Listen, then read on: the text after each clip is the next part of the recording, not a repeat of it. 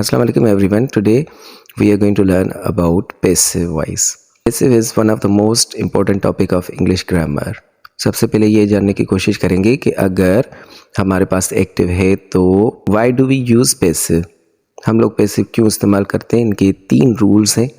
Number 1, when subject is hidden or unknown, जब subject जो काम कर रहा हो वो हिडन हो या उसके बारे में हमें पता नहीं हो. when object is more important than subject, जब ऑब्जेक्ट जो है वो सब्जेक्ट से ज़्यादा इम्पोर्टेंट हो.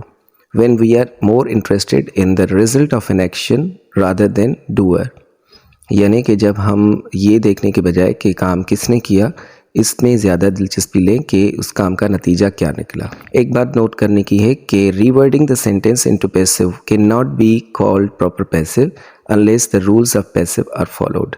यानी कि जब हम बात करते हैं पैसिव की तो हम अक्सर रीवर्डिंग करते हैं और वो ग्रामेटिकली तो सेंटेंस बिल्कुल ठीक होता है लेकिन पैसिव के रूल्स को फॉलो नहीं करता. हर सेंटेंस हर जगह पैसिव नहीं हो सकता. कुछ एग्जांपल देखते हैं. Allah has created the universe. इसका पैसिव अगर हम करें तो ऐसे होगा कि the universe has been created by Allah. अब ये ग्रामेटिकली बिल्कुल ठीक है लेकिन ये पैसिव के रूल्स को फॉलो नहीं करता क्योंकि द यूनिवर्स जो ऑब्जेक्ट है वो अल्लाह से ज़्यादा इम्पोर्टेंट भी नहीं है और हमारे पास अल्लाह यानी सब्जेक्ट जो है वो नोन है. तो इसलिए ये पैसिव नहीं होगा. ये हमेशा Allah has created the universe ही लिखा जाएगा.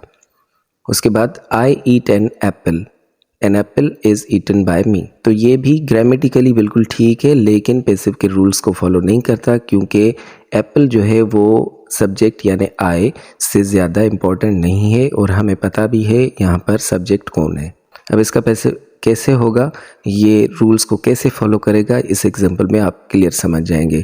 People eat the apples all over the world. The apples are eaten all over the world. अब ये प्रॉपर पैसिव है क्योंकि यहाँ पर सब्जेक्ट जो है वो पीपल है और वो इतने इम्पोर्टेंट नहीं है. लोग पता नहीं कौन कौन खाते होंगे एप्पल्स, लेकिन यहाँ पर हमने देखा कि एप्पल्स जो है वो लोगों से ज़्यादा इम्पोर्टेंट आता है क्योंकि हमें बात करनी है कि सेब खाए जाते हैं. अब वो कौन खाता है वो इतना इम्पोर्टेंट नहीं है. सेंटेंस फॉर्मेशन अगर नॉर्मल सेंटेंस की देखी जाए तो उसमें होता है subject plus helping verb plus में ऑर्डिनरी वर्ब और प्लस में कोई ऑब्जेक्ट. लेकिन पैसिव की जो सेंटेंस फॉर्मेशन है वो कुछ इस तरह है कि ऑब्जेक्ट एज अ सब्जेक्ट हम रखते हैं पहले, उसके बाद पैसिव के जो हेल्पिंग वर्ब होते हैं वो अकॉर्डिंग टू टेंस और प्लस में वर्ब का हमेशा थर्ड फॉर्म.